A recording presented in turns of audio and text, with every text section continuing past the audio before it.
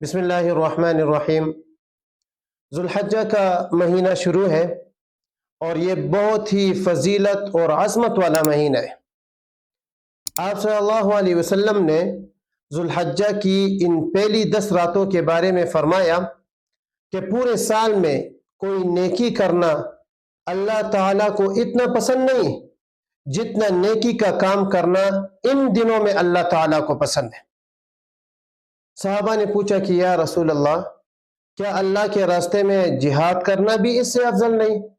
آپ صلی اللہ علیہ وسلم نے فرمایا کہ ہاں، جہاد کرنا بھی افضل نہیں، مگر وہ شخص جو اپنی جان اور مال لے کر جہاد میں جائے اور کچھ بھی واپس لے کر نہ آئے تو وہ شخص افضل ہو سکتا ہے، باقی کوئی شخص افضل نہیں ہو سکتا۔ تو دیکھیں، اس حدیث سے پتہ چل رہا ہے کہ ان 10 دنوں کی عبادت اللہ کو بہت ہی زیادہ پسند ہے۔ تو یہ 10 دن جنت بنانے کے دن ہے، یہ 10 دن اللہ تعالیٰ کو راضی کرنے کے دن ہے۔